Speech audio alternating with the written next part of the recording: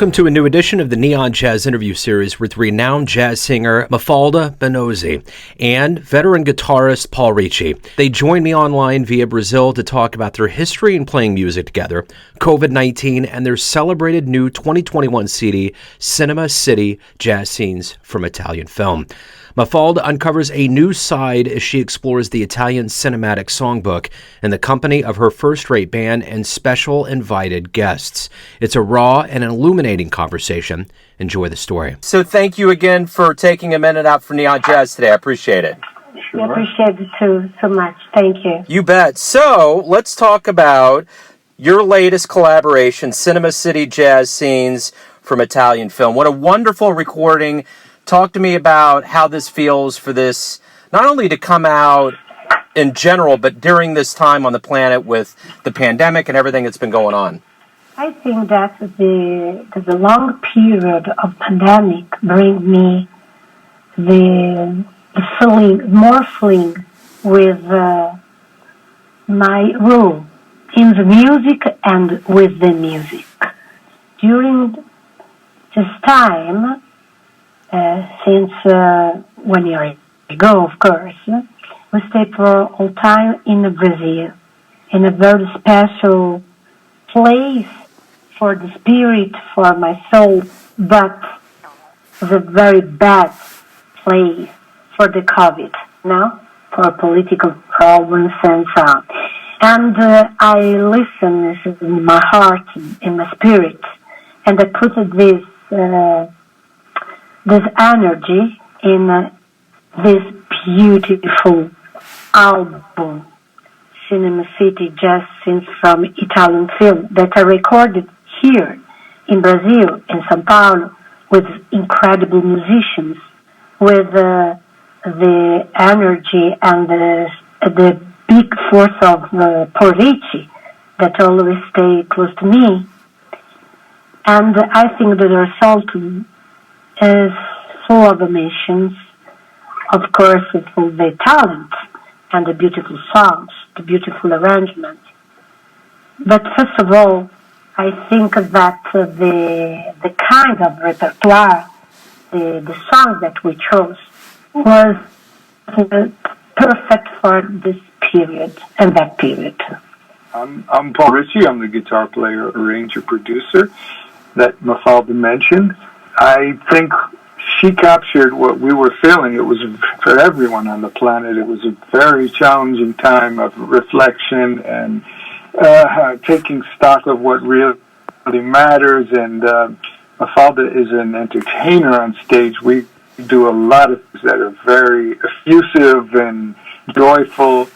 And I still believe that is in Cinema City, but the reflection that happened caused her to maybe look back on her life, on the films Italian films that are connected to her life, her upbringing, and also connected to jazz and to American society. When you talk about Morricone and Nino Rota, a lot of these films are in the world's memory bank of emotions, and we kind of tried to put that all together and just stop and breathe and maybe dig deeper into the feeling of what was going on around us, what is going on around us.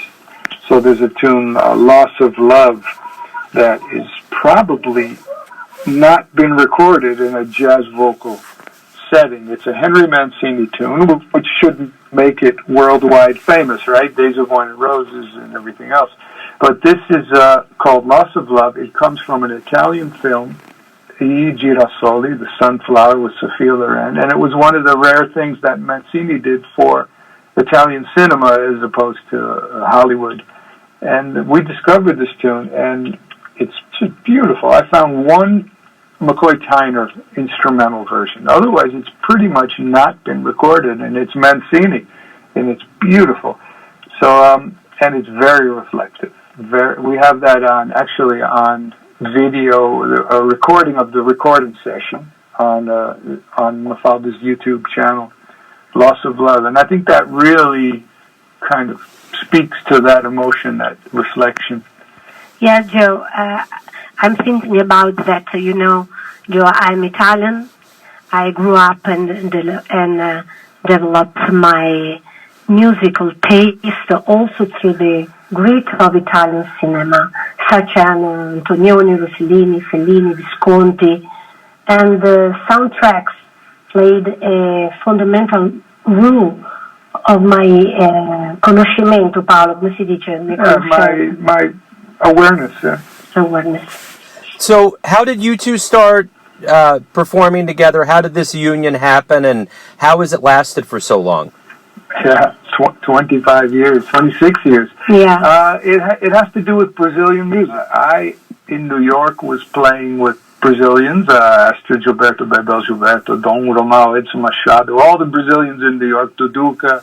On an invitation, I went to Rio in 1996 to do some shows there. And Mafalda, think about this, about how this record, the CD, is full circle. Mafalda was a noted performer in, there's a jazz cabaret private club for the jet set in Rome. And she was on Roman TV, like a kind of a Good Morning America. It was called Una Mattina. Mattina? Yeah. So this guy, and this millionaire in Brazil, was so moved by Cinema Paradiso, this film, that he and his buddies decided to reconstruct the feeling, the scenery, the pictures, the architecture of that theater in Rio de Janeiro for another type of private club. You know, the rich people, maybe 120 people, Pelé, everybody, all the high society. This guy opened it, and he wanted to recapture, because it was the story of his own life that he felt, the feeling of Cinema Paradiso, and he sent an agent to Italy to find the performer who would be able to open his club. So they went, obviously, to this place called La Cabola, l'Osteria dell'Orso, in Trastevere, in Rome. And everyone said, you have to have Mafalda Minnozzi, because this is her. She knows all the classics, French and American, Italian, and she's a great performer. Kind of like, I don't know if your listeners are aware of Cafe Carlyle, Bobby Short, that kind of New York theater, cabaret, jazz. Mafalda had that reputation. So this gentleman hired her to come to Brazil to do like the opening of this club, a month of shows. And the success was so explosive that she made a record, they put her on TV, and she decided to dedicate time, her career, to Brazil. And I was in Brazil doing my thing. I started sitting in with her. She invited me to produce her for her second record there. And I did the New York, Rio, New York, Sao Paulo thing until it just became a calling.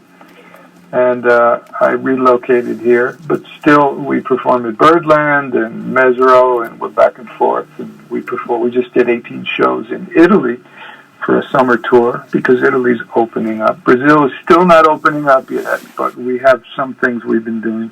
And we plan to go to New York in January, February, March. Yeah, and Joe, I think that Paul and I will stay together very, very well. He respects me with my origins of the Italian songs, French song too. I met in Paul interesting musical aesthetism, or aesthetismo, Paolo, no? Aesthetic. But always that has always conversed with jazz.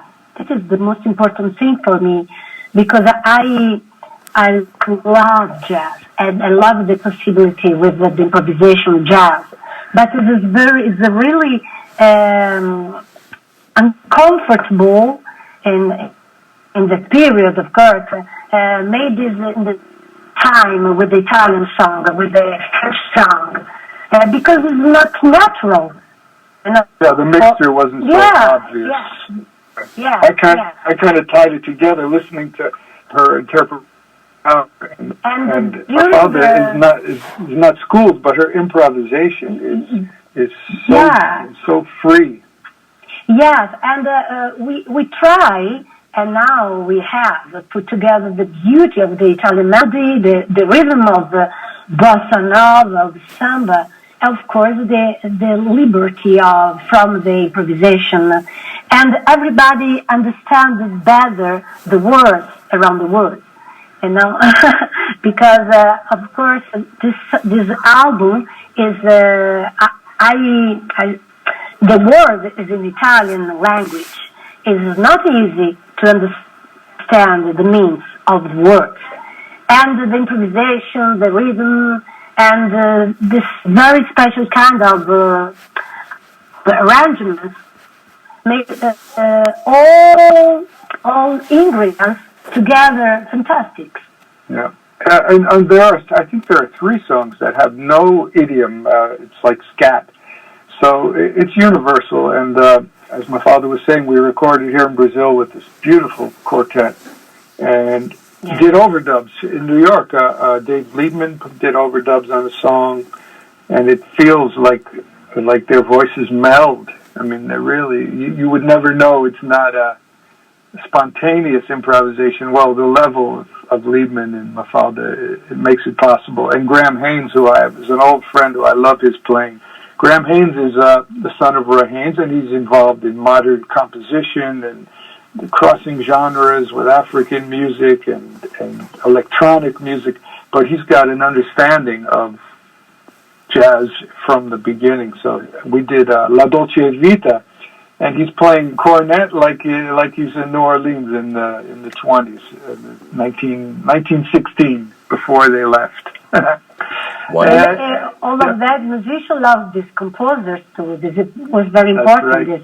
Let's say you come to Kansas City to put on this show, and you have to convince people here in town to come see you perform. How would you describe the show? How would you get them to buy a ticket? It is the show. It's full of emotions. It's true, and in the same time, you can go to Italy or go to on the stage of every film, every movie. Only fechando os olhos, pô, simplesmente fechando os olhos. Yeah, you can close your eyes and relive the scenes. That's part of the experience of seeing this live. It's unpredictable. Many people go to jazz concerts expecting to hear and being familiar with it, and that could be something that makes it less fulfilling. You know, I love all forms of jazz, and we do our hardest to recreate the feeling. There have been many attempts at fusion of different cultures, you know, especially today, even more so.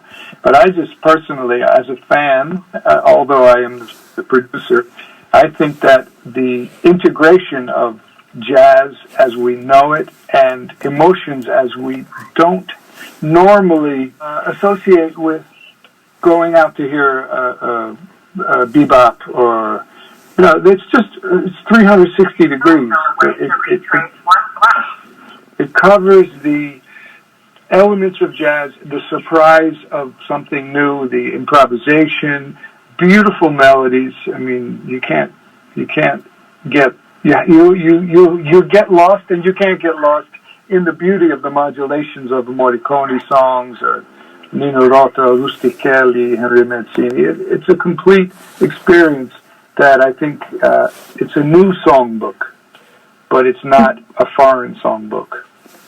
It's an occasion. It's also a way to retrace one's life and memories. It's an opportunity for this. And Mafalda is a great singer. Absolutely. Thank you, Paul. Thank you, Paul. Thank you. So what does it mean to get back on stage? You know, we've been away from it for so long.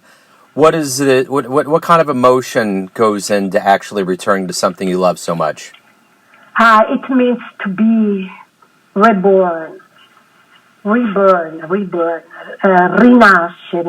Is the surprise for our sense, for the mind, for the hands, for the body. Si traspira sudore, no, Paul? It's a strong, effusive Yeah, Mafalda's a very emotional singer, and amplify that. I remember before we just did this tour in Italy, which has opened up, thankfully. We did 18 shows, Austria, Germany, Italy, and I remember she was so afraid before the first show. She goes, I don't know what's going to happen if I'm going to go on stage and I'm going to just start crying. And we kind of gingerly got up there. There was none of that. She just tore into it, and we did a show with we always bring it all, but there was so much more importance, and audiences too. As a matter of fact, we played in Passau, Germany, and the festival promoter said, don't be so thrown off course. If the people aren't so effusively reactive, because, here in Germany, they respect that people came, it was a full house, but don't be thrown off if you don't get such a special reaction, because he was an Italian. He knew how the Italian audiences are. And we did the show. We got a standing ovation. People were coming up with children, coming up, people crying. Yeah. It was very difficult, and it's difficult because the people use the mask, and you only see the eyes. Sometimes the glasses, it's strange, and you can't read the expression, the smiles, it's strange, it's new. For this reason, I think that I have to do more and more truly artist, and more engage with the sentiment, the emotions, the vibrations, the feeling. Yeah. My final question to you is this: on this brand new album, Cinema City, what do you hope the listener gets from this experience? What do you hope they feel from this project? My hope is that the people, the guys that listen to this beautiful album, open their heart, and listen with the coração frio, with heart. She expects and hopes people will listen with their heart open, and that they will feel that emotion. È come se fosse una medicina per l'anima. It's like a medicine for the soul. Yeah.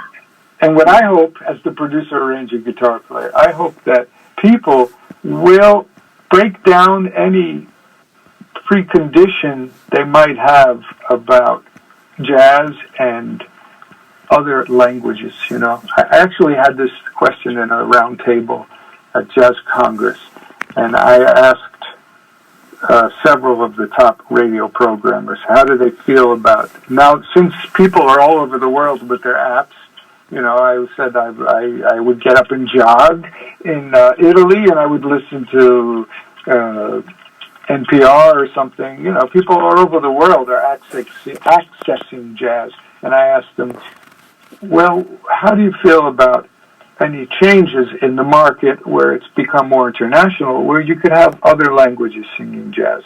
And everyone replied, as long as the music is good, it should be on the radio, it should be played. It's a little bit of an idealistic answer. There are programmers that have people who want to hear, like myself, I want to hear some Blakey, I want to hear fill in the blank, so much beautiful music. I appreciate and thank you, Joe, for doing this, which, most people are not accustomed to hearing the Italian language or French or whatever in jazz, and I think we took special care to select great musicians, great songs, and great soloists, and I hope, my expectation is that people will say, wow, I never realized that Ennio Morricone, Deborah's theme from Once Upon a Time in America, could have a sonic like Sketches of Spain or something. That's what we were going for. So I hope that Mafalda's wish comes true, that people will open their hearts and feel the emotion, and that my wish comes true, and that jazz will embrace some other songbooks that obviously have to be worthy of a place next to Cole Porter, and they have to be well presented, and I hope that we have done that. I think you have, and I think the international language is always going to be music, and you've nailed it with this. That's right. Absolutely. Thank you Beautiful. Thank you for doing volume 2 of our interview. When we come, now that your question that started with, when you come to Kansas City, and I like that question very much. So part 3, I hope, will be when we come to Kansas City. Well, you know what? Things happen in 3, so let's do it. There you go. All right, Joe. Thank you. All right, man. And I don't know Kansas City, you know? He's never been to Kansas City. Oh, Yeah, I've never been there. Yeah, you'll love it. Never been It's a wonderful place. You'll never forget it, for sure. Yeah, it's been a museum for our music, and standing on the corner of Kansas City. What is that? 18 and Vine. What's 18? I want to go right there. That's right. I want to go right there. Thank you very much. Good work. Thank you for this airplane. Absolutely. Okay. Bye-bye. Thank you. Thank you. Thank Ciao, you. Joe. Ciao. Ciao. Thank you so much, Adi. Ciao. Thank you. Thanks for listening and tuning in to another Neon Jazz interview, where we give you a bit of insight into the finest players and singers in Brazil, Italy, Kansas City, and spots all over the world, giving fans all that jazz. And thanks to both Mafalda and Paul for their time, music, and story. If you want to hear more interviews, go to Famous Interviews with Joe Domino in the iTunes Store. Visit Neon Jazz at youtube.com, and for everything Neon Jazz all the time, go to the neonjazz.blogspot.com. Until next time, enjoy the jazz, my friends.